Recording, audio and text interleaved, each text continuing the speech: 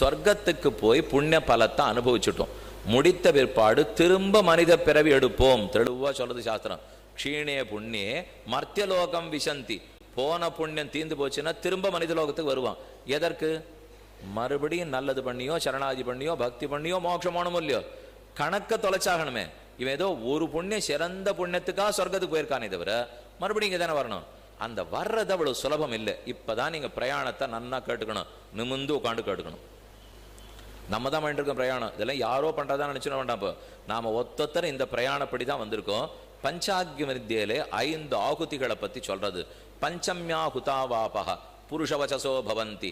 5வது ஆகுதி கொடுக்கும்போது மனிதன்னு பேர் பெறுகிறான். இது ஒரு உபனிஷத்து அழகா சொல்றது. புண்ணியம் தீர்ந்து போச்சோ, தீர்ந்து போன அன்னைக்கு இந்த ஆத்மாவை எடுத்து ஆகுதியா கொடுத்துட போறா. அங்க இருக்கிற பக்கத்துல மேகம் பனிக்கூட்டத்துல கொடுத்துட்டா. முதல் ஆகுதி முடிஞ்சு போச்சு. சரி, அந்த பனியில விழுந்தாரே என்ன ஆவார்? இந்த ஜீவாத்மாவை எடுத்து ஆகாசத்துல பனிமூட்டத்துல போட்டா அது அப்படியே சுத்தும் சுத்தும் சுத்தும், பல லட்சம் ஆண்டுகள் சுத்தும். அது போக வேண்டிய அடுத்த ஆகுதிக்கு போகவே போகாது. அதுக்கு சரீரமும் கிடைக்காது. அடுத்த சரீரம் அதுக்கு கிடைக்கல. இப்போ ஆத்மா வெறும் ஆகுதி கொடுக்கப்பட்டிருக்கு. அதுல இருந்து அடுத்த ஆகுதியா வரணுமே. பனி நீர்த்துளியாக ஆகி எப்ப பூமியை வந்து அடையும்? எல்லா பனியும் நீர்த்துளி ஆறுதா? அப்படி இல்லையே. எவ்வளவோ பனிக்குள்ள ஒரு துளி தானே நீர்த்துளி ஆறுது. அப்ப அடுத்த ஆகுதி பனியில கொடுக்கப்பட்ட ஜீவாத்மா அங்கிருந்து எடுத்து நீர்த்துளியில் கொடுக்க, அது 2வது ஆகுதி. இதுக்குள்ளேயே லட்சத்துல ஒருத்தர் தான் அடுத்த ஆகுதிக்கு வருவார். எல்லாரும் வந்துட முடியாது. 1,00,000 பனித்துளிக்கு ஒரே ஒரு பனித்துளி எங்கேயான ஒரு ஜலமாகுமா? அப்ப அதுல இருந்து இதுக்கு வர்றதுக்குள்ளே பல பேர் என்ன ஆகுவா? சதறி சதறி சதறி எங்கெங்கோ போடுவா. அப்ப அதெல்லாம் சுத்தின்ண்டே இருப்பா. மறுபடியும் பனிமூட்டம் சேர்ந்து தண்ணீர் ஆரச்சேதான் இவருக்கு வாய்ப்பே. 2வது ஆகுதிக்கு அப்ப வாய்ப்பு இல்லை. தண்ணீரா இருந்தா அது மழை தண்ணீராக பூமியை நோக்கி வரும். அங்க ஆகுதி கொடுக்கப்படுகிறது. இப்ப பூமியில ஜீவாத்மா ஆகுதியா கொடுத்துட்டோம். முதல்ல பனியில கொடுத்தோம். பனியிலிருந்து பூமியில கொண்டு ஆகுதியா கொடுத்துட்டோம். அந்த மழை தண்ணீர் விழுந்து எல்லாமே பூமிக்குள்ள பயிரா போறதா? இல்லவே இல்லையே. அடிச்சுன்னு போறது இப்ப எல்லாருமே பார்த்துட்டோமே. திறந்து விட்டா இப்ப சேமிக்க முடிஞ்சது இவ்வளவு, கடல்ல கொண்டு போய் சேர்ந்தது இவ்வளவு. அப்ப விழுந்த தண்ணீர் துளி எல்லாம் ஒண்ணு நிலத்துக்கு போறது இல்லை, அப்படியே அடிச்சுன்னு கடல்ல போயிடும். கடலுக்குள்ள போய் அந்த ஆத்மாக்கள் எல்லாம் கிடக்கும். கடக்கும் மீனுக்குள்ள கிடக்கும், பாசிக்குள்ள கிடக்கும், முத்துக்குள்ள கிடக்கும், பவளத்துக்குள்ள கிடக்கும், எதுக்குள்ள வேணா கிடக்கலாம். ஆனா நீண்ட காலத்துக்கு அப்படியே இருக்கும். மறுபடியும் மனித பிறவி கிடைக்காது. 2வது ஆகுதி முடிஞ்சது. இப்ப மறுபடியும் லட்சத்துல ஒருத்தர் எடுத்துங்க. 1,00,000 பேரை முதல்ல தூக்கி போட்டா அதுல ஒருத்தர் வந்து பூமியில விழுந்தார்.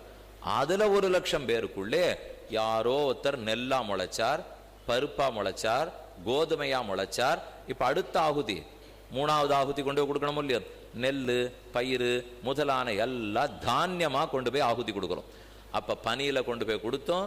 மழை துளி ஆச்சு. மழை துளி வந்து பூமியில விழுந்தது. அந்த பூமியிலேருந்து இப்ப நெல்லா முளைச்சுடுது.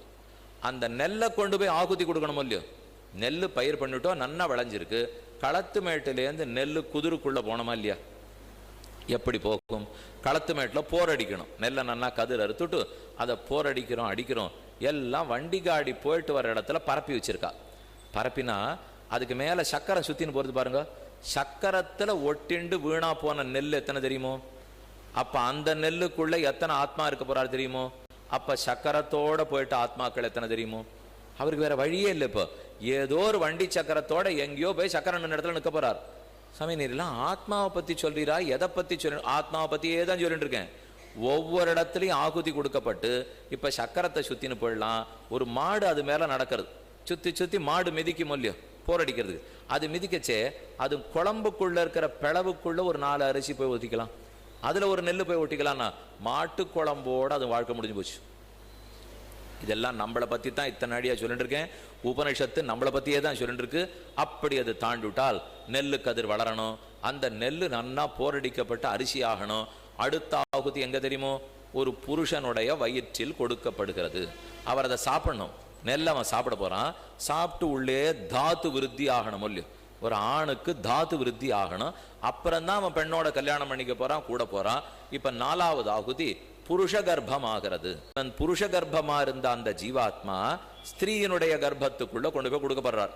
கொடுக்கப்படச்சே இவருடைய தாத்துக்கள் லட்சோபலட்சம் தாத்துக்களிலே பெண்ணோட கருமுட்டைய பற்றி கரு உருவாருது எத்தனை தாத்துல ஒன்று? லட்சத்துல ஒன்று. அப்ப இவர் லட்சம் ஜீவாத்மா தாத்து ஆயிருந்தார்னா ஒரே ஒரு தாத்து கிடைக்க போறது. இது இப்ப 4வது லட்சத்துல ஒன்று. கணக்கு போட்டு பார்த்தீங்கன்னா தலை சுத்தும். இப்போ முதல் லட்சத்துல ஒன்னாக்கினோம், அத லட்சத்துல ஒன்னாக்கினோம், அத லட்சத்துல ஒன்னாக்கினோம், அத லட்சத்துல ஒன்னாக்கி இப்ப அது அந்த ஸ்திரீ கர்ப்பத்துக்குள்ள வருது. வந்த பிற்பாடு அந்த கர்ப்பத்துல எத்தனை பாடு சுலபத்துல நடந்து போறதா எங்கேயானோ. அது பிறந்த குழந்தை தரிக்கணும், தவிக்கணும், நிக்கணும், என்ன ஆகுமோ தெரியாது. உள்ள 9 மாசம் கை காலை சுருக்கிண்டு உட்காண்டிருக்கணும். பாடா படப்போறார். உள்ள இருக்கிற கிருமிகள், கண்ணுக்கு தெரியாத அத்தனை கீட்டம், புழு, இத்தனையும் அந்த ஆத்மாவை போட்டு தொகைக்கிறது. அது நினைச்சுக்கிறாரு, எங்க இருந்தேன் சொர்க்கத்திலே, அங்கேருந்து இங்க ஆகுது, இங்க ஆகுது, இங்க ஆகுது, இங்க ஆகுது. பிரயாணம் ரொம்ப நல்லா இருக்கே, இதுதானா நான் பண்ண பிரயாணம், எதுக்கு இங்க உள்ள வந்து உட்காண்டிருக்கேன்னு ஒரு 7 மாசத்துக்கு அவருக்கு ஞானோதயம் ஏற்படுறது. என்னை விட்டு 2 8 தள்ளி போனால் தவிக்கிறேன், மீண்டும் உன்னை அள்ளி எடுத்து கருவில் வைக்க நினைக்கிறேன். போகும் பாதை நீளம், கூரையாய் நீளவானம். கையை கூப்பிண்டு பகவான்கிட்ட பிரார்த்திக்கிறார். இத்தனை ஆகுதி கொடுத்து நான் இங்க வந்துட்டேனே, எதுக்கு வந்திருக்கேன்? எதுக்கா? கவலைப்படாதே. இப்ப நீ 5வது ஆகுதி பெண்ணனுடைய கர்ப்பத்துல போறச்சேதான் மனிதன்கிற பேர் பெற்றிருக்க. உனக்கு ரொம்ப முக்கியமான பிறவி கொடுத்துருக்கேன். அடுத்தது இப்ப மனித பிறவி நீ எடுத்துட போற. எடுத்த பிற்பாடு முதல்ல உனக்கு மட்டும்தான் 5 ஆகுதி தெரியவே போறது. ஏன்னா இந்த ஒவ்வொரு 5 ஆகுதியிலையும் பாம்பும் பிறக்கும், தேளும் பிறக்கும், பசுவும் பிறக்கும். இப்ப நான் சொன்னது எதுவான பிறந்திருக்கலாமோ இல்லையோ, அப்ப பிறக்கும். அப்ப என்ன ஆகும்? ஆண் காளமாட்டுக்குள்ள ஆகுதி கொடுக்கப்படும், பெண் பசுமாட்டுக்குள்ள ஆகுதி கொடுக்கப்படும். அதை மட்டும் கொஞ்சம் மாத்திங்க. மற்றபடி எல்லாம் ஒன்னா தான் இருக்க போறது. கொடுத்துட்டு அதுல ஒரு பசுமாட்டு குட்டி, கண்ணுக்குட்டி பிறக்குமோ இல்லையோ, கன்றுக்குட்டிக்கு நான் 5 இடத்துல பிரயாணம் பண்ணிருக்கேன்னு தெரியுமோ? தெரியவே தெரியாதே. அதுதான் வித்தியாசம் மனித பிறவியில. இப்போ இவன் ஒத்தனுக்கு தான் அது தெரிஞ்சுக்கிறதுக்கு வாய்ப்பே இருக்கு. மற்ற எந்த பிறவியில அது தெரியவே தெரியாது. ஆனா மனித பிறவி எடுத்துட்டு எத்தனை லட்சம் பேர்ல ஒத்தருக்கு இந்த 5 தெரிய போறது, அது வேற தெரியாது. சொல்லி இப்போ மனித பிறவி எடுத்துட்டோம். எல்லாரும் இப்ப பஞ்சாக்னி வித்யை கேட்கறதுக்கு வந்துட போறாளா, இல்ல எல்லாரும் கௌஷிதிக உபநிஷத்து படிக்க போறாளா? ஒத்துரும் இல்லையே. அதுல கோட்டியில கோட்டியில கோட்டியில ஒரு மனுஷன் ஆரோத்தர் படிக்க வரப்போறார். அந்த படிச்சவர் அதையும் விட்டுட்டு இதெல்லாம் ரொம்ப கஷ்டமா இருக்கு, முடியுமான்னு தெரியல, போன்னு புஸ்தகத்தை கீழே வச்சுட்டாருன்னா போச்சு. இத்தனை பிரயாணமும் வீண். ஒரே நிமிஷம் முடிஞ்சு போச்சு இல்லையா? இப்போ சரி பரவாயில்ல சுவாமி, இந்த பிரயாணம் முடிஞ்சு போச்சுன்னா அடுத்த பிறவியில பார்த்துட்டா போச்சுன்னால் அடுத்த பிறவி எந்த பிறவின்னே தெரியாது. இப்போ இந்த 5த்துக்குள்ள எங்க கொண்டு போய் நம்மளை விட்டுட போறாங்கிறதும் தெரியாது. அது ஒவ்வொன்றுலையும் ஜலத்துல அடிச்சுன்னு பட போறோமா, மாட்டு கொம்புல அரிசி பட போறதா, சக்கரத்துல அடிச்சுன்னு பட போறதா, மீன் வயத்துக்குள்ள பட போறோமா தெரியாது. அதனாலதான் இந்த மனித பிறவி எடுத்திருக்கியே ஜாகிரதை ஜாகிரதை ஜாகிரதை. திரும்ப திரும்ப எதுக்கு சொல்லிட்டு இருக்காங்கன்னா, ரொம்ப கிட்டக்க வந்துட்டோம். இப்போ இந்த முனையில எட்டினா பிடிச்சு விடலாம். ஆனா இப்ப போய் அதெல்லாம் எட்டாவது போல் இருக்கே, நம்ம கோட்டை விட்டுட்டோம்னால் திரும்ப சுத்தலுக்குள்ள எங்க ஆரம்பிக்கணும்னே தெரியாது இல்லையோ. ஜாகிரதையா இருந்துங்கோ. இதுதான் சுழற்சி. இதுதான் 5 இடத்துல நாம கொடுக்கப்படுகிற ஆகுதி. ஒவ்வொரு இடத்துலையும் வீணா போகிறதுக்கு காலம் உண்டு. இது அடுத்தடுத்து பிறவி எடுத்துருவோம்னு நினைச்சிட வேண்டாம். இந்த ஒரு இடத்துக்கும் ஒரு ஆகுதிக்கும் இன்னொரு ஆகுதிக்கும் நடுவுல 1,00,000 ஆண்டு கூட ஓடலாம். அப்ப அந்த 1,00,000 ஆண்டு என்னவா இருப்பார்னா, ஒரு சரீரமே கிடைக்காமல் அரூபமா சுத்திண்டே இருப்பார். ஏது இருக்காது. இந்த இடத்துக்குள்ள இப்ப 1,00,000 ஆத்மா இருக்கலாம். இங்க திறந்த வெளியா இருப்பாருங்க, அதுக்கெல்லாம் ஆத்ம புஞ்சங்கள்னு கூட்டம் கூட்டமா இருக்குமா. நமக்கு பார்த்தா தெரியவே தெரியாது. ஆனா அவ எதுக்கு காத்துட்டு இருக்காள்னா, சரீரம் கிடைக்கல, எனக்கு அடுத்தது இடம் கிடைக்கணுமோ இல்லையோ. இடம் கிடைச்சா தானே நான் ஒரு சரீரத்தை எடுத்துக்க முடியும், என் கர்மத்தை தொலைக்க முடியும். அது கிடைச்ச சமயத்துக்கு பயன்படுத்தி கொள்ள வேண்டும். இது ஒரு பிரயாணம் இப்ப பார்த்துட்டோம். நீண்ட பிரயாணம் பண்ணிண்டே இருக்கும். இப்ப மனித பிறவி எடுத்தோம். அந்த பிறவியில நம்ம எல்லாத்தையும் முடிச்சுக்கணுமோ இல்லையோ. முடிச்சுக்கல, ஒண்ணுமே தெரியலேன்னு வச்சுங்க, மறுபடியும் பாப புண்ணியங்களை சேர்த்துப்போம். அதனுடைய பலத்தை ஏதோ ஒரு பிறவி எடுத்து அனுபவிச்சாகணும். அந்த பிறவி எடுக்கிறோம், சுத்த வேண்டிதான். திரும்ப திரும்ப திரும்ப திரும்ப சுத்தின்னு இருக்கோம். அனாதி காலமான கர்ம, கர்மத்தினாலே ஜென்ம, ஜென்மம் எடுத்த இடத்துல பாவ புண்ணியம், பாவ புண்ணியத்தின் பயனை அனுபவிப்பதற்கு ஜென்ம, ஜென்மம் எடுத்த இடத்துல கர்ம, அந்த கர்மத்தின் பயனை அனுபவிப்பதற்கு ஜென்ம. இனிமே வாய் வலிக்க நான் சொல்லிருந்தா கூட அதைத்தான் இத்தனை நாளும் பண்ணியிருக்கோம் பண்ணியிருக்கோம் சுத்திருக்கோம். இது தெரிஞ்சு போச்சு சுவாமி, இதை நிறுத்துறதுக்கு வழி சொல்லு. முதல் காரியம், இது சுத்தின்னு இருக்கோம் நிறுத்தணுங்கிற ஆசை வரணும். அது இருந்தா தான் மேல எதுவுமே பிரயோஜனப்படும். இந்த பிரயாணமே நன்னா இருக்கேன்னு முடிச்சுட்டேன்னா எல்லாம் தீர்ந்து போச்சு. நன்னாத்தானே இருக்கு. இப்போ இதுக்கு ஒன்றும் குறைச்சல் இல்லையே. இப்போ நானும் 5 இடத்துல சௌக்கியமா போயிட்டு தான் வந்துட்டு இருக்கேன். இப்படியே இருந்தா தேவலை போல் இருக்கேன்னு விட்டீங்கன்னா ஒரு முன்னேற்றமும் நடக்கவே நடக்காது. இந்த 5 நான் இனிமே சுத்துறதா இல்லை, ஓங்கி குறுக்க வெட்ட போறேன், நிறுத்தித்தான் ஆகணுங்கிற புத்தி வந்துடுத்துனால் அந்த உணர்தல் ஏற்பட்டுடுத்துன்னா இப்ப மார்க்கம் வேற. அந்த உணர்தல் எப்ப ஏற்படும்னா இப்ப சொல்ல போற மார்க்கத்தை கேளுங்க. கேட்டுட்டால் இதுவா என் மார்க்கம் அதுவா என் மார்க்கம், இந்த ரெண்டுத்துக்குள்ள எதுக்கு நான் பிறந்திருக்கேன் அப்பதான்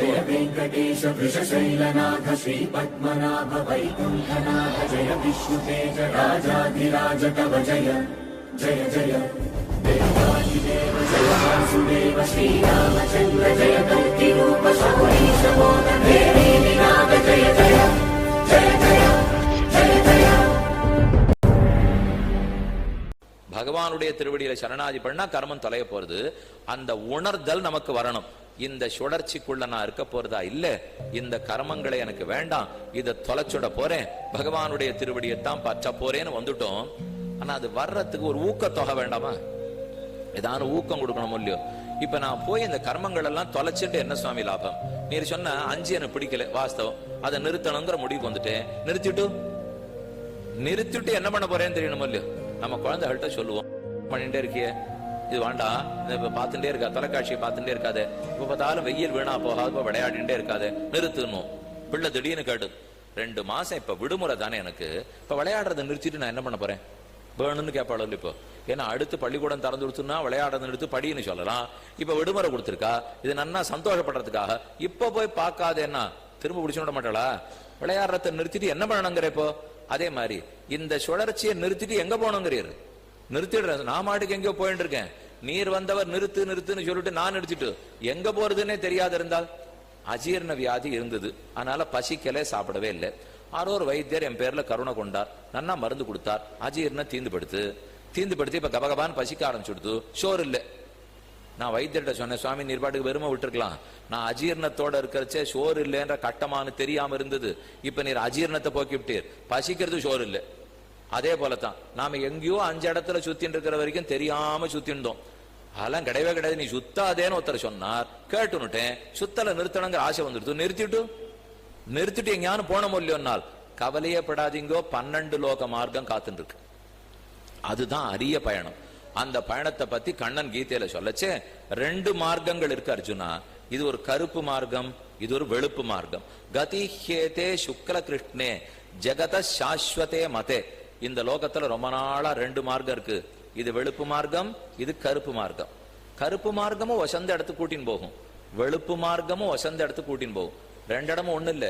கருப்பு மார்க்கத்துல போற இடமே வேற, வெளுப்பு மார்க்கத்துல போற இடமே வேற. கருப்பு மார்க்கம் நீளமான மார்க்கம், வெளுப்பு மார்க்கம் ரொம்ப நீளமான மார்க்கம். எங்க போவ தெரியுமோ?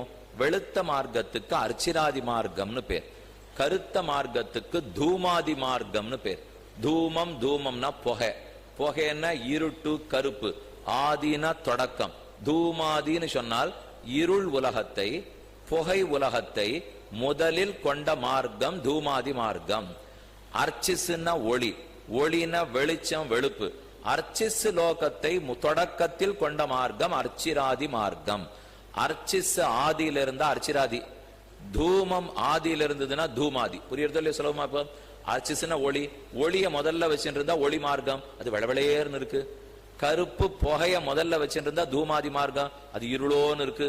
இந்த இருட்டு மார்க்கமும் உயர்ந்த பதவி கூட்டின்னு போகும், ஆனா அது வழியா யார் போனாலும் திரும்பி வந்துருவான் அர்ஜுனா.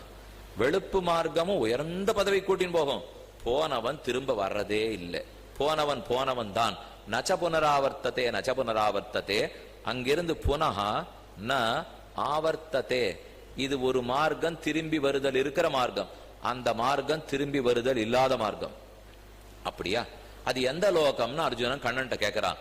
அப்பதான் அவர் கண்ணன் சொல்றார், பிரம்மாவனுடைய சத்தியலோகம் வரைக்கும் திரும்பி வர்ற மார்க்கம் அர்ஜுனா. ரொம்ப ஆச்சரியம் அவனுக்கு. அப்படியா? அவ்வளவு லோகத்துக்கு போனாலும் திரும்பி வந்துருவேனா? ஆப்ரம்ம புவனான் லோகாக புனராவர்த்தினோர்ஜுன மாமுபேத்தியது கௌந்தேய புனர்ஜன்மன வித்யதே. பிரம்மாவின் சத்தியலோகம் வரைக்கும் போ. நம்ம லோகம் பூலோகம்.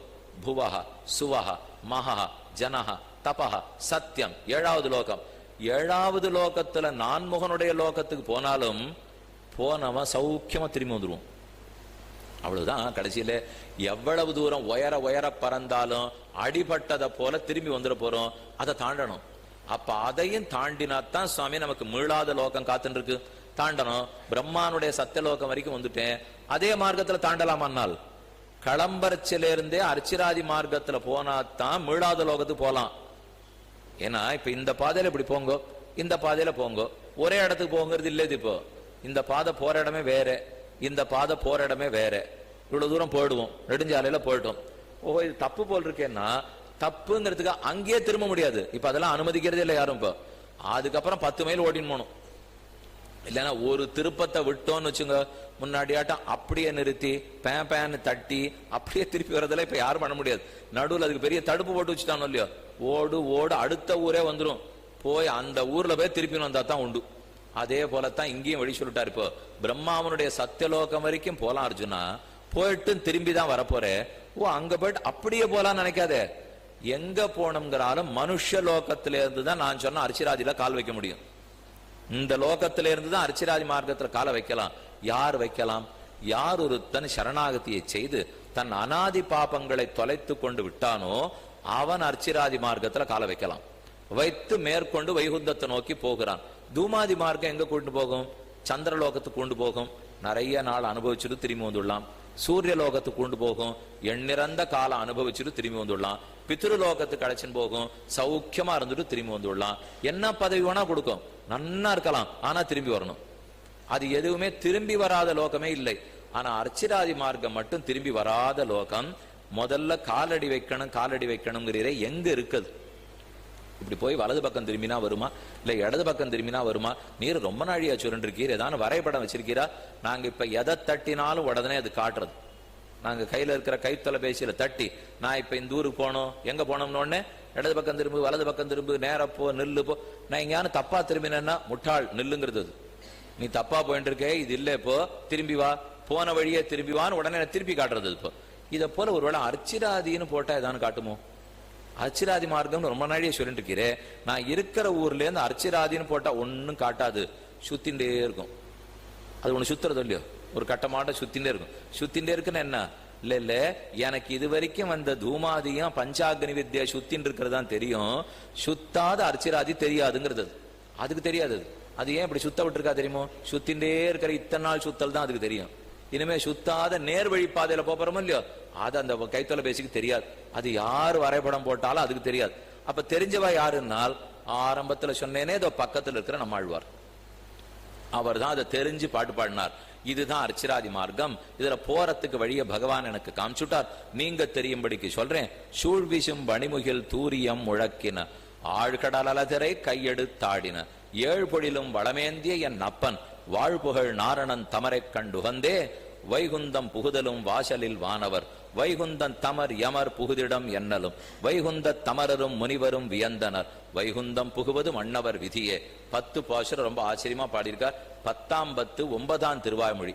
நீங்கள்லாம் ரொம்ப பக்கத்துல இருக்கீங்க. கண்டிப்பா ஆழ்வார் பாட்டு கற்க வேண்டும்.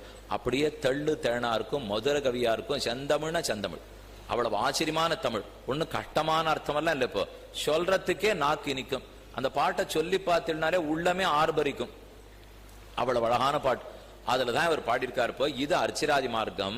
அந்த அர்ச்சிராதி மார்க்கத்துல காலடி வைக்கிறது எப்படி தெரியுமோ? உள்ள ஜீவாத்மா இருக்கார், பக்கத்துல பரமாத்மா இருக்கார். இந்த ஜீவன் இதுதான் கடைசி பிறவின்னு ஆயிடுத்துன்னு வச்சுங்க. அதாவது கர்மங்கள்லாம் தொலைச்சுட்டார்னு வச்சுங்க. பாபத்தையும் தொலைச்சுட்டார், புண்ணியத்தையும் தொலைச்சுட்டார். இனிமே பிறக்க போறது இல்லை. அப்ப கர்மம் இருந்தா தானே பிறப்பார். அதான் சளிய படுத்து அப்புறம் பிறக்க முடியாது இல்லையோ. பிறக்க முடியாதுன்னா மீளாத இன்பத்தை அடையணும் இல்லையோ. அடைவதற்கு அவருக்கு வழி யாரு சொல்லுவா? இப்போ அதுக்குத்தான் ரொம்ப நாளா பரமாத்மா நம்ம ஹிருதயத்திலேயே உட்காந்துருக்கார். இத்தனை பிறவியா விடாம நம்ம அவரை திரும்பியே பார்க்காதப்ப கூட அவர் நம்மளே பார்த்துருந்தாரோ இல்லையோ. எதுக்கு உட்காந்துருக்காருன்னா ஒரு நாள் நமக்கு வாய்ப்பு கிடைக்க போறது. இவன் வழி தெரியாத தகைக்க போறான், அன்னைக்கு நான் தான் அர்ச்சிராதி மார்க்கத்தை இவனுக்கு காட்டணும். அதுக்காக பக்கத்துல உட்கார்ந்து இருக்கிறவர் தன் திருமேனி ஒளியால பளிச்சுன்னு வெளிச்சம் போட்டு காட்டுவாராம். அது பாரு, 101 நாடிகள் உன் ஹிருதயத்திலிருந்து தலையை நோக்கி போறது பாரு. இங்கேருந்து இந்த இடத்துக்கு 101 நாடிகள் போகுமா.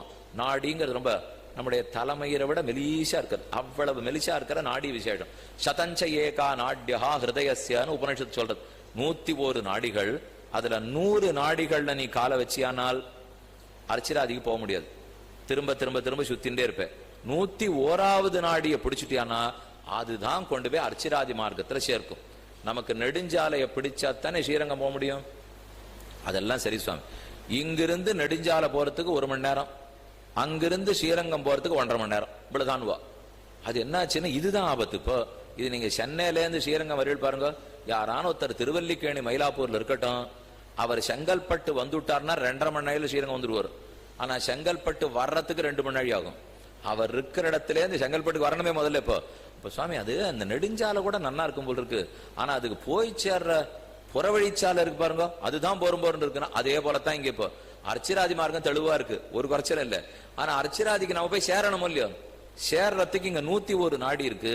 முதல்ல பெரிய இருட்டு, நம்ம ஹிருதயத்துக்குள்ள இருட்டா தானே இருக்கும். இது ஏதோ அப்படியே தட்டு தட்டுன்னு ஒரு சத்தம் கண்டு இருக்கு, ஓடின்னு இருக்குன்னு நினைச்சுட்டு இருக்கோம். யாருக்கு தெரியும்? இப்போ இப்படி கிட்டக்க வச்சு பார்த்தா ஓடின்னு இருக்கோ இல்லையோ, கேட்டுக்க வேண்டியதான். அவ இப்போ நின்று படுத்தா தெரிஞ்சிருக்கும், நிக்கல போல் இருக்கு, ஓடின்னு இருக்கு என்பதுதான் நம்மளோட வாழ்க்கையை ஓட்டின்னு இருக்கும். அப்ப உள்ள சத்தம் தான் கேட்கறது, இருட்டா இருக்கு, ரத்தமா பிழிச்சு சுத்தி சுத்தி அடிச்சுட்டு இருக்க போறது. அதற்குள்ளேருந்து இந்த 101வது நாடி எப்படி தெரியும்? நல்ல வேளை பகவான் வெளிச்சம் போட்டாப்புல அந்த 101 அடையாளம் காட்டுவாளாம். காட்டின உடனே இந்த ஜீவாத்மா அதுல காலை வச்சுடுறார். வச்சுட்டாருன்னா சரீரத்தை தொலைச்சிருவார். இந்த ஸ்தூல சரீரம் கீழே விழுந்துரும். கர்மம் தொலைஞ்சதுனாலே இனிமே சரீரம் கிடையாதுன்னு வச்சுங்க. பிறவினாலே உடற்பிறவிதான். உடல் விழுந்துடுத்துனா இனிமே பிறவி இல்லை. கர்மம் பாக்கி இருந்ததுன்னா அடுத்த உடல் கிடைச்சிரும். அது ஏதோ காத்துன்றது அடுத்த உடல் வரும். இப்ப கர்மம் தான் தொலைஞ்சு போச்சு, அதனால இனிமே உடற்பிறவி இல்லை. இந்த உடல் விட்டு முதல்ல நடக்கிற வேற இந்த உடம்ப தொலைச்சிருவார். இந்த உடல் விட்டு இரவி மண்டல தூடேகி அடுத்து இந்த ஆத்மா சூக்ஷ்மமா ஒரு சரீரத்தை பெறுவார். இது ஸ்தூல சரீரம், இது விழுந்துடும். அடுத்தது ஒரு நுண்ணிய திருமேனி அவர் கிடைக்கிறது. அந்த சரீரம் இருந்தா தான் அவரால் அர்ச்சிராதி மார்க்கத்துல பிரயாணமே பண்ண முடியும். இது அரிய பயணம் ஏன் தெரியுமா சொன்னேன்? இது வரைக்கும் இருக்கிற பயணம் எல்லாம் இந்த ஸ்தூல சரீரத்தோட தான் பண்ணிருக்கோம். ஆனா இப்ப பண்ண போற பிரயாணம் சூக்ஷ்ம சரீரத்தோட பண்ண போறோம். நுண்ணிய சரீரத்தோட சின்னதா இருந்தாலே வேகமா இருப்போம்ல, நமக்கே தோணுமோ இல்லையோ. நடக்கிறதுக்குள்ள முட்டியெல்லாம் வலிக்கிறது, உடம்ப பாரத்தை குறையன்னு வைத்தியர் சொல்லிட்டே இருக்கார். எப்படின்னு தெரியல. நான் குறைக்கிறதுக்காக என்ன பண்ணாலும் அது எப்படியோ கூடுறது சுவாமி, அதான் தெரியல. இப்ப நானும் எப்பவோ வெறும் பழம் சாப்பிட்டு படுக்கணும்னு பாக்குறேன். வைத்தியர் பழம் சாப்பிடுன்னு எழுதி கொடுத்தா இவன் உடனே சாப்பாட்டுக்கு அப்புறமா முன்னாடி வாங்குறான்.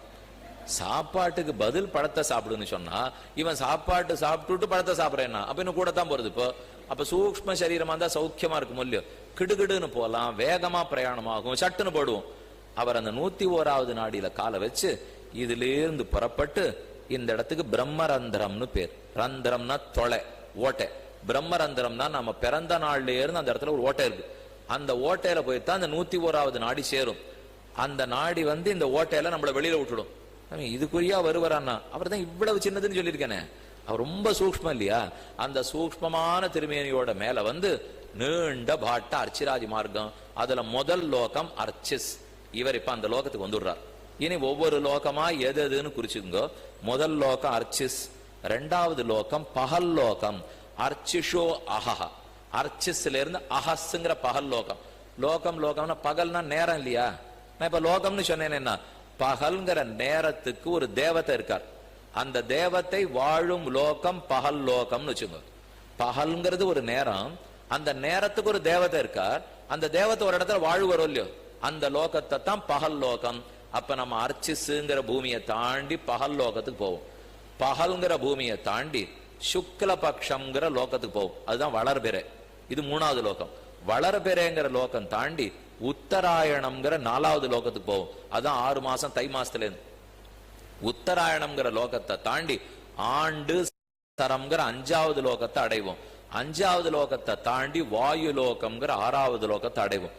இது பாதி மூச்சு விட்டுக்கணும். இப்போ ரொம்ப தாண்டி போயிட்டோம். எவ்வளவு வேகமா போவோம்? கண்ணிமிஷத்துல நேரத்துல போவோம்.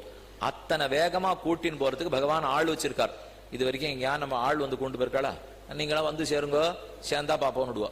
இப்பதான் நம்ம ஆறாம் ஒருத்தர்கிட்ட போறோம், சாமி போய் கடுதாசி போடுங்க, போனா போடுறேன்னு. போய் கடுதாசி போடணும்னா போனா தானே போடுறதுக்கு. இப்போ போலாம் போலே யாருக்கு தெரியாது. ஆனா இங்க அர்ச்சிராதியில காலை வச்சுட்டோம், வைகுந்தத்துக்கு போய் சேருவது உறுதி. ஏன்னா அதுக்குன்னு ஆள் அனுப்பிச்சு வைக்கிறார் பகவான்.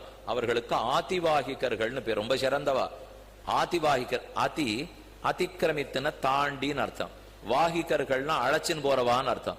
இந்த மொத்த மண்டலத்தையும் தாண்டி வைகுந்தத்துக்கு அழைச்சின்னு போறாள் இல்லையோ, அதனாலதான் அவளுக்கு ஆதிவாகிகர்கள். அவர்களுக்கெல்லாம் தலைவர் யார் தெரியுமோ? மதுரைக்கு பக்கத்துல திருமோகூர்ங்கிற திவ்யதேசம் இருக்கா, அங்க இருக்கிற காளமேக பெருமாள், திருமோகூர் ஆத்தன். அவர் தான் மோட்சத்துக்கு போற சிறந்த ஆழ்வார்களை வந்து அழைச்சின்னு போறான். அவரே வரார். அவருக்கு ஏன் காளமேக பெருமாள்னு பேருன்னா, முன்னாடி மேகமாட்டம் தெளிச்சுட்டே போறான். நன்னா தெளிச்சு வச்சிருந்தா நடக்கிறது சுகமா இருக்காது. ஒரே வெப்பம், வெப்பத்துல நடான்னா நம்மளால நடக்க முடியாது. ரொம்ப நாளா வெப்பத்துல பட்டிருக்குமே, சம்சாரம்ங்கிற வெப்பம் கொதிச்சு போயிருக்கோம் இல்லையோ, இந்த கொதிப்பு தாங்கிறதுக்கு காளமேக பெருமாள் முன்னாடி போவர், தெளிச்சுட்டே போவர், மழையை கொட்டிண்டே போவர். நாம ரொம்ப சுகமா ஆனந்தமா நடந்து போலாமா? ஆதிவாகிகர்கள் அழைத்து கொண்டு இப்ப 6 லோகங்கள் தாண்டிட்டோம். முதல்ல அர்ச்சிஸ், அடுத்தது அஹஹா பகல், அடுத்தது சுக்லபக்ஷம், அடுத்தது உத்தராயணம், அடுத்தது சம்பத்சரம்ங்கிற ஆண்டு, 6வது வாயு லோகம். அந்த லோகத்தையும் தாண்டோம். தாண்ட தாண்ட ஒவ்வொருத்தரா வாசல்ல பூர்ண கும்பத்தோட வருவா. இவர் அப்படி நன்னா நடந்து போயிட்டு இருக்காரோ இல்லையோ, மோட்சம் கிடைச்சுடுத்து, இனிமே கவலை இல்லை, திரும்பி வரப்போறது இல்லை என்ற ஆனந்தமா போகிறச்சே, பக்கத்துல லோகத்துல இருக்கிறவாளுக்கெல்லாம் என்ன பாக்கியம் இவர் கிடைச்சிருக்கு, நமக்கு இந்த பாக்கியம் எப்ப கிடைக்குமோ தெரியல, ஒரு நிமிஷம் இவர் காலலம்பி தீர்த்தத்தை எடுத்துப்போம், அந்த ஸ்ரீபாத தீர்த்தத்தை வாங்கிப்போம், நம்ம வீட்டுக்குள்ள ஒரு நிமிஷம் சுவாமி வந்துட்டு போகணும்னு கேட்போம். ஏன்னா மோட்சத்துக்கு போற ஒரு ஆத்மா, பகவானுடைய அருள் பெற்ற ஆத்மா இல்லையோ, அதனால ஒத்தத்தரும் வெளியில வரா. வந்து வந்து வைகுந்தம் யமரிடம் புகுதென்னு, வாங்க வாங்க எங்க வீட்டுல 2 நிமிஷம் நிறுத்திட்டு போங்க. நிதியுண சுண்ணமும் விளக்கேத்தி வருவாளாம், அவருக்கு சூர்ண பொடி எல்லாம் கொடுப்பாளாம், ஒத்தத்தரும் வந்து வந்து சத்கரிக்கிறார்கள். அதுக்கப்புறம் தாண்டி தாண்டி போறோம். நம்ம அப்படியே தலையாட்டின்ண்டே போடுவோம் போல் வேகமா போகணும். ஏன்னா இதுல எல்லாம் நின்று தேவையில்லையே, இந்த ஊர் நன்னா இருக்கேன்னு உட்காந்துட்டோம்னா, ஆமே இப்ப இப்படி உட்காந்தே தான் நீங்க பழக்கப்படுத்துறீங்க. கிளம்புங்க முதல்ல, இப்ப நிற்காத போற இடத்துக்கு போகணும். இது நோபஜன ஸ்மரண நிதம் சரீரம்னு, இந்த சரீரத்திலேருந்து ஜீவாத்மா புறப்படுறாரு பாருங்க. புறப்பட்ட உடனே பக்கத்துல இருந்து அழறவாழ்கிட்ட சொல்லிக்கவே மாட்டாராம், திரும்பியே பார்க்க மாட்டாராம். அப்படியே விடுவிடுன்னு மேல போடுவரே தவிர பக்கத்துல இருக்கிறவாளை பார்க்க மாட்டார், சரீரத்துக்கிட்ட சொல்லி கூட மாட்டார். 80 வயசு ஒரு சரீரத்தில் இருந்தமே, சரீரமே நன்றி போயிட்டு வரேன் எதானு சொல்லிட்டு போனோமோ இல்லையோ, ஒண்ணுமே சொல்ல மாட்டேங்கிற, விட்டா போறோன்னு ஓடிப்படாரு. அதனாலதான் நிக்கிறதே இல்லை, பார்க்காம மேல போறார். 6 லோகம் தாண்டிட்டார். ஒவ்வொரு லோகத்துல இருக்கிறவாளும் முன்னாடி முன்னாடி வரா. வந்து வந்து பூர்ண கும்பத்தை கொடுக்கறா. முதல்ல கீழேந்து எல்லாரும் கையசைச்சு அனுப்பிச்சு வைக்கிறாளாம். சூழ்விசும் பணிமுகில் தூரியம் முழக்கின, ஆழ்கடல் அலதிரை கையெடுத்தாடின, 7 பொழிலும் வளமேந்திய என் அப்பன் வாழ்புகழ் நாரணன் தமரை கண்டுகந்தே, நாரணன் தமரை கண்டுகந்து நன்னீர் முகில் பூரண பொற்குடம் பூரித்தது உயர்வெண்ணில் நீரணி நெடுவரை தோரணம் நினைத்து எங்கும் தொழுதனர் உலகே. அந்தந்த லோகத்தில் இருக்கிறவாள்லாம் வாசல்ல பூர்ண கும்பம் வச்சிருக்கா, வாழை மரம் கட்டியிருக்கா, தோரணம் கட்டியிருக்கா, அப்படி தங்க பொடியா தூவி வச்சிருக்கா, புஷ்பமா வச்சிருக்கா, தங்கத்தாம்பாளம் வச்சிருக்கா. வா வா ஒரு ஜீவாத்மா போறா, முக்த ஜீவன் போகிறா, எங்கே ஹாஹாகாரம் ஜெய ஜெயகாரம் ஹாஹாகாரம். அத்தோட மேலே இவர் போறார். 6 லோகம் தாண்டிவிட்டார். அடுத்தது சூரிய லோகம், 7வது லோகம். தாண்டன நினைச்சு பார்க்க முடியுமா? சூரிய ரந்திரத்தை தாண்டிட்டு போக முடியுமா? கிட்டக்க போனாலே நெருப்பு பத்திக்கும், ஆனா சுகமா தாண்டு வரான். ஏன்னா சூரிய பகவான் வந்து அவரே தன் லோகத்தை தாண்டு வைக்க போறார். சூரியன் நினைச்சா கொஞ்ச நாள் பார்த்தாலே கண்ணு போடுறது. ஆனா அந்த சூரியன் இந்த உடல் விட்டு இரவி மண்டலத்தூடேகி அந்த சூரிய மண்டலத்தை தாண்டிண்டு சுகமா சூரியனை அனுகிரகம் போவோம். ஏன்னா சூரியனை விட சந்திரனை விட இவன் தான் உயர்ந்தவன். இப்போ இவன் முக்த ஜீவாத்மா வச்ச மோட்சத்துக்கு போறவனுக்கு இவள் என்ன பத்தர்கள் தானே, இன்னும் இந்த லோகத்துல இருக்கிறவா, இவன் முக்தி அடைஞ்சிட்டானோ இல்லையோ, அதனால அவர்களை பார்த்து அவ கொடுக்கிற மரியாதைகள்லாம் ஏத்துண்டு 8வது லோகத்தை அடைகிறான். அதுதான் சந்திரலோகம். 7வது சூரியலோகம், 8வது சந்திரலோகம். அதுக்கு மேல தாண்டி போறார். 9வது லோகம் மின்னல் லோகம். வித்யுத்னு பேர் அந்த லோகத்துக்கு. வித்யுத்னா மின்னல், வித்யுன் லோகம்னா மின்னல் லோகம். 9 லோகத்துக்கு வந்துட்டார். மின்னல் லோகத்தில இருந்து மின்னல் நம்மோட கூடவே வருவலாம். ஆதிவாகிகர்கள் வரா. இவருக்கு அமானவன் பேர். அமானவன் நம்ம கையை பிடிச்சு அழைச்சின்னு போவார். கிட்டக்க வந்துட்டே, ரொம்ப தூரம் தாண்டி வந்திருக்கே, இனிமே நான் உன்னை கூட கூட்டின்னு போறேன். என்ன அமாவன் அவன் அடைச்சுன்னு அடுத்த லோகம் 10வது லோகம் வருணலோகத்துக்கு கூட்டின்னு போவார். அதையும் தாண்டி 11வது லோகம் இந்திரனுடைய சொர்க்கலோகம், அதையும் தாண்டிடுவார். இனிமே நீண்ட பிரயாணம். சொர்க்கலோகத்திலிருந்து போவோம் போவோம் போவோம் போவோம், பிரம்மாவனுடைய சத்தியலோகம் வரும். அது 12வது லோகம் தாண்டிட்டோம். சத்தியலோகத்தையும் தாண்டின அப்புறம் எங்க பார்த்தாலும் ஒரே இருள். அப்படித்தான் லோகத்தினுடைய வெளியில இருக்கும். சத்தியலோகத்தோட ஓடு முடிஞ்சு போடும். இந்த 14 லோகத்தையும் ஒரு பெரிய முட்டை ஆட்டம் ஓடாட்டம் வச்சுட்டா இந்த ஓட்டுக்கு வெளியில போனேன்னா இருள் இருள் இருள் இருள். முதல்ல இதுக்கு மேல 7 ஆவரணங்கள் மூடின்னு இருக்கும். அதை தாண்டனப்போ சதுர்தச புவனாத்மக மண்டம் தசகுணிதோத்தரஞ்ச ஆவரண சப்தகம் சமஸ்த காரிய காரண வஸ்து ஜாத்தம் சமதீத்ய. ராமானுஜர் ரொம்ப ஆச்சரியமா சாதிக்கிறார். இந்த 14 லோகத்தையும் தாண்டிட்டு உடனே இதுக்கு மேல அப்படி ஒரு மூடி போட்டிருக்கா போலே அப்புங்கிற தண்ணீர் மூடின்னு இருக்கும். இது மொத்தத்தை விட 10 மடங்கு பெருச்சு. அந்த தண்ணீரை நெருப்புங்கிறது இன்னொரு மூடி மூடின்னு இருக்கும். நெருப்ப வாயுங்கிற மூடி மூடின்னு இருக்கும்.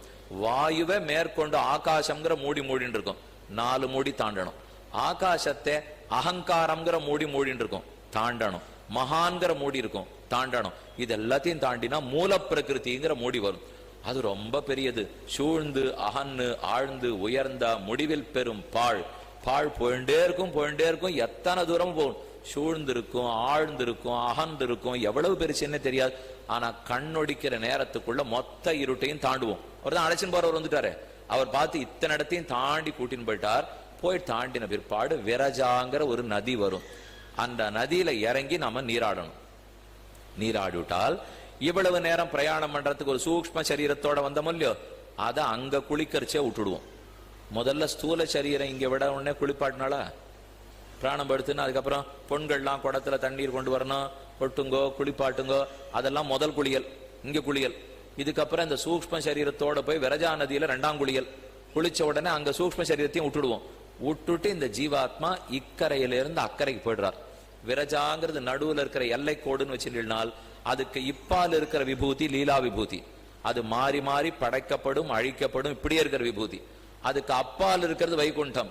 திரும்ப வரவே மாட்டோம். படைப்புக்கோ அழிப்புக்கோ ஆளாகாத வைகுண்டம். ஞானத்துக்கும் பக்திக்கும் குறைவில்லாத ஊர். கர்மத்தின் வாசனையே இல்லாத ஊர். காலத்தின் கோலமே இல்லாத ஊர். அது அப்படி இருக்கிறது. தாண்டி இருக்கிற வைகுண்டம் இந்த மொத்த நம்முடைய சம்சாரத்தை போல 3 மடங்கு பெருசது. நம்ம லோகத்தை விட சின்னதில்லை. நம்முடைய இவ்வளவு பெரிய அண்டகட்டாகங்கள் 10 லட்சம் 10 கோடி அண்டகட்டாகத்தை விட சேர்த்து பிடித்தா இதை விட 3 மடங்கு பெரிய லோகம் அது. திரிபாத சியாமிருத்தன் திவி திரிபாதூர்த்த உதைத் புருஷா திரிபாத சியாமிருத்தன் திவி பாதோஸ்ய விஸ்வாபூதானி.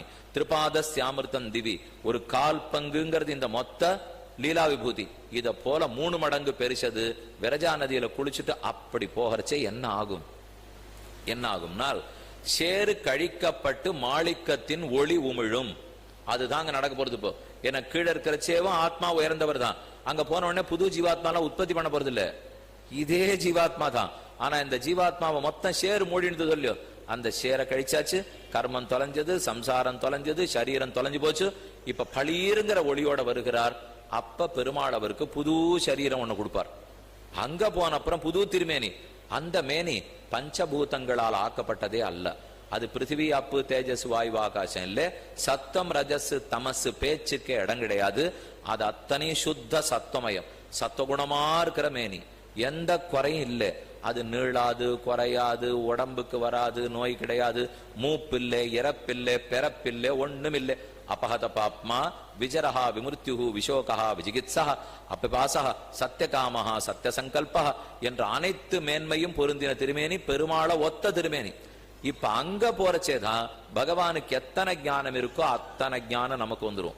அவருக்கு எத்தனை ஆனந்தம் இருக்கோ அத்தனை ஆனந்தம் நமக்கு வந்துடும். கீழே ஆரம்பிச்சேனே, அவருக்கு சமமா ஞானம் இருக்கு, அவருக்கு சம ஆனந்தம் இருக்கு. நீ கூட இப்ப இருக்கான்னு கேட்டீங்களா? இப்ப இருக்குன்னு நான் சொல்லல, இருக்கு. ஆனா சேரு மூடின்னு இருக்கு. அந்த சேத்தை விளக்கணும்னா அங்க போறப்போ சேரு விலகி அங்க போன உடனே உயர்ந்த திருமேனி நமக்கு கிடைக்கும். பகவானுக்கு சமமான ஞானம், பகவானுக்கு சமமான ஆனந்தம். 500 அப்சர ஸ்திரீகள் நமக்கு அலங்காரம் பண்ண வருவா. தம் பிரம்மாலங்காரேண அலங்குர்வந்தி சதம் மாலாஹஸ்தாக சதம் சூர்ணஹஸ்தாக சதம் வாசோஹஸ்தாக சதம் அஞ்சனஹஸ்தாக. 100 பேர் மை எழுதுவா, 100 பேர் புஷ்பாலங்காரம் பண்ணுவா, 100 பேர் வஸ்திராலங்காரம் பண்ணுவா, 100 பேர் சூர்ண பொடியால் அலங்காரம் பண்ணுவா. இப்படி 100 500 பேர் வந்து அலங்காரம் பண்ணிட்டு அங்க இருக்கிற நித்திய சூரிகள் முக்தாத்மாக்கள், இப்படி பார்த்தா நம்மாழ்வார் இருக்கார், இப்படி பார்த்தா திருமங்கியாழ்வார் இருக்கார், அப்படி பார்த்தா மணவாளர்கள் இருக்கார், இப்படி பார்த்தா தேசிகன் இருக்கார். நாம ஆறாரெல்லாம் பார்க்கவே முடியாதுன்னு நினைச்சிருந்தோமோ அவாவா ஒவ்வொரு இடத்துல இருக்கா. நித்திய சூரிகள் விஷக் சேனரே வருகிறார். கூட இருக்கிறவாளை வந்து பூர்ண கும்பம் கொடுத்து வந்தீரா, ரொம்ப நாளா வரல போல் இருக்கே, இப்பதானே வந்திருக்கீர், வந்துட்டீரோ இல்லையோ, இனிமே திரும்பி போறது இல்லை இல்லையா? நச்ச புனராவர்த்ததே நச்ச புனராவர்த்ததே அஸ்மாத் ஷரீராத் சமுத்தாய பரஞ்சோதி உபசம்பத்திய ஸ்வேன ரூபேண அபினிஷ்பத்தியதே நச்ச புனராவர்த்ததே. இவன் ஸ்வரூபாவிர்பாவத்தை பெற்றுட்டான்.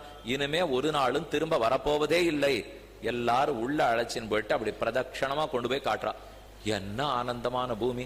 பவளப்பாறைகளா படிக்கட்டு வச்சிருக்கு, முத்துக்களாலே குளம் கட்டிருக்கு, தண்ணீரானா தண்ணீரே இல்லாதபடிக்கு பவளமாட்டம் தண்ணீரா இருக்கு, மயிலா கூவின் இருக்கு, ஆனா அதுக்கு தொண்டையே கட்டல, குயிலா கூவின் இருக்கு, அதுக்கு ஒண்ணுமே ஆகல, எதுவுமே பிராகிருத்தம் இல்லை, ஒண்ணுமே பஞ்சபூதங்களால் ஆக்கப்படல, எதுக்கு ரஜோகுண தமோகுணமே இல்லை, சத்வம் சத்வம் சத்வம், ஆனந்தமா எதை பார்த்தாலும் அனுகூலமா இருக்கு, ஆனந்தமா இருக்கு. பார்த்துட்டே பிரதட்சணமா வந்தவர் இதோருக்கு வைகுந்தத்தின் திருமாமணி மண்டபம் 1000 கால் மண்டபம் காட்டினான். நடுவுல தாமரையினுடைய பொட்டாட்டம் 1000 கால் வச்ச மண்டபம். ஸ்ரீரங்கத்துல போன 1000 கால் மண்டபம் இருக்கும் இல்லையா, சாஸ்திர ஸ்தூணா மண்டபம், அதை போல அவங்க ஒரு மண்டபம். அதுக்குள்ள நுழையறே அந்த தூரத்துல ஆதிசேஷனுடைய பெரிய படுக்கைக்கு நடுவிலே பெருமான் ஒரு காலம் மடித்து கொண்டு ஒரு கால தொங்க விட்டு கொண்டு வலது புறத்தில் ஸ்ரீதேவி நாச்சியார், இடது புறத்தில் பூதேவி நீளாதேவி நாச்சியாரோடே வைகுண்டேது பரேலோகே ஸ்ரீயாசார்த்தன் ஜெகத்பதி ஆஸ்தே விட்டு ரச்சிந்தியாத்மா பக்தை பாகவதை சக வடிவனையில் வடிவாரும் மாமலரால் வலவருகும் மற்றை மண்மகளும் ஆய்மகளும் இடவருகும் இருக்க நடுவாக வீற்றிருக்கும் நாரணம்.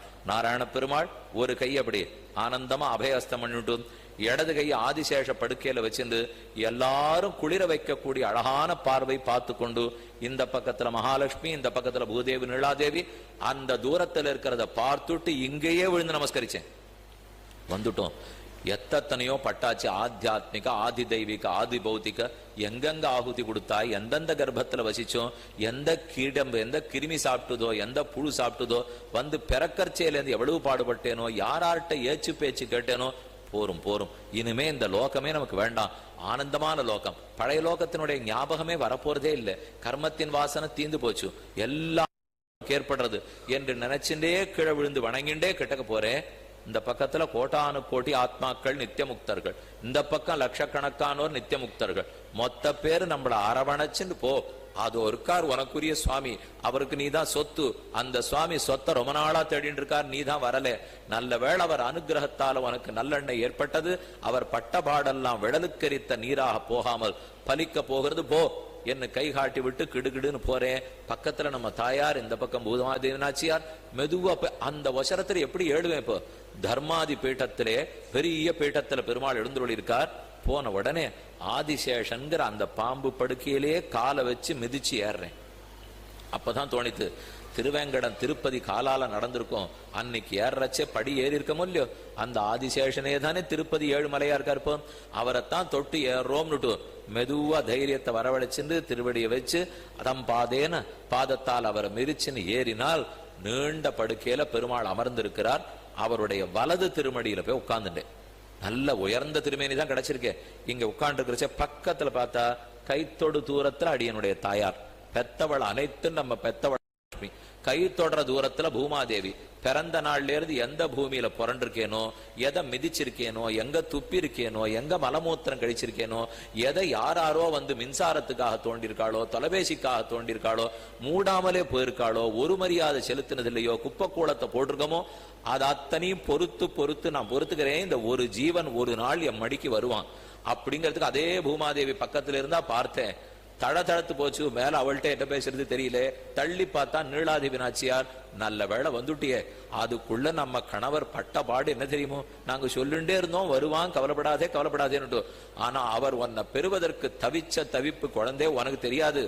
நாங்க பார்த்துட்டே இருக்கோம் அவர் எவ்வளவு தவிச்சிருக்காரு. சொத்த சுவாமி இங்க அனுப்பிட்டுடுவரா, நீ வரலையே பிறவிதோறும் பிறக்கறியே, நீ என்னமோ நினைச்சிட்டு இருக்க இந்த 5 ஆகுதி கொடுக்கறத திருப்தியா அவர் பண்ணிட்டு இருக்காருன்னு.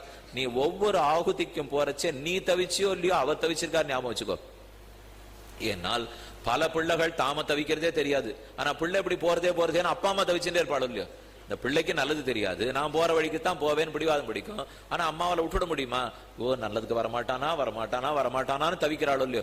அத போல இந்த ஜீவன் ஒரு நாள் வரட்டும்னு தவிச்சிருக்கார் பெருமாள் இத்தனை நாளோ. இப்ப தவிப்பெல்லாம் அடங்கி போச்சு. நாம நினைச்சுட்டு இருக்கோம் நம்ம தவிப்பு அடங்கி போச்சுன்னு. இப்பதான் நாச்சியார் சொல்றா, அவர் தவிப்பு இப்பதான் அடங்கித்துன்றா. உன் தவிப்பை பத்தி யாரு கவலைப்பட்டா? நீ தான் பிறந்துட்டே இருக்கிய. இப்போ அது நீ தவிப்பில்லாத பிறந்திருக்க. அவர் வந்துருவியான்னு தவிச்சிருந்தார். இப்ப தவிப்பு அடங்கி போச்சு. பகவான் அவலோகன தானேன பூயோமாம் பரிபாலையான்னு சொன்னபடிக்கு சஸ்மிதம் ஆகூய புனிசிரிப்போட கிட்டக்க பார்த்து தன்னுடைய திருமார்போட அணைச்சுப்பறான். இதனாலதான் ஹனுமான அணைச்சிருந்தார், பரதனை அணைத்து கொண்டார், அக்குரூரனை அணைச்சிருந்தார். அத போல இந்த ஜீவனை அணைச்சுனுட்டு ஆனந்தமா ஒரு சிரிச்சு அந்த அணைப்பு கிடைச்ச உடனே நமக்கு தோணித்து, எந்தெந்த அணைப்ப சிறந்த அணைப்புன்னு இத்தனை நாள் காலத்தை கழிச்சிருக்கேன். இதுன்னா நமக்குன்னு இருக்கிற அணைப்பு. இதை விட்டுட்டு ஆண் அணைப்பு கிடைக்குமா, பெண் அணைப்பு கிடைக்குமா, எங்க அணைக்கும்னு பார்த்திருக்கேன். இப்போ அத்தனையும் சாமானிய சரீரம். புழு வெளியில வந்ததுன்னா ஓட்டத்துக்கு ஆள் கிடைக்காது. ஒரு இடத்துல விபத்து ஏற்பட்டு உள்ள இருக்கிற சதை வெளியில வரட்டுமே, போயிட்டு வர்ற நரிய பாதுகாக்க ஆள் வைக்கணும். இவ்வளவுதான் இந்த சரீரம். இந்த சரீரத்துக்கு பாட்டுண்டு அதுக்கு என்னமோ களிம்பு பூசிக்கலாமா, 400 ரூபாய்க்கு வைத்தியம் பண்ணிக்கலாமா, எதுவோ பண்ணிக்கலாமான்னு இத்தனை நாள் பார்த்துட்டேனே. இது என்ன திருமேனி? ராமனுடைய திருமேனி, கண்ணனுடைய திருமேனி. யாரா இருந்தாலும் உடனே அணைக்கணும்னு சொல்லக்கூடிய திருத்தோள்கள். அதோட அணைச்சே சம்சார தாபம் எல்லாம் தொலைஞ்சு படுத்து. பெருமாளப்ப மடியில் உட்காந்து வச்சுன்னு கேட்கிறார், கோசி நீ யார்? நான் பதில் சொன்னேன், அகம் பிரம்மாஸ்மி. அடியன் தேவரியருடைய சரீரம், உம்ம சொத்து, உம்ம குழந்தை, உம்ம அனுபவிக்கிறதுக்கு அடியனுக்கு உரிமை இருக்குன்னு சொன்னா அதுக்காக அனுபவிக்க வந்தேன். தாராளமா உரிமை இருக்கே. இத்தனை நாள் எங்க போயிருந்தே?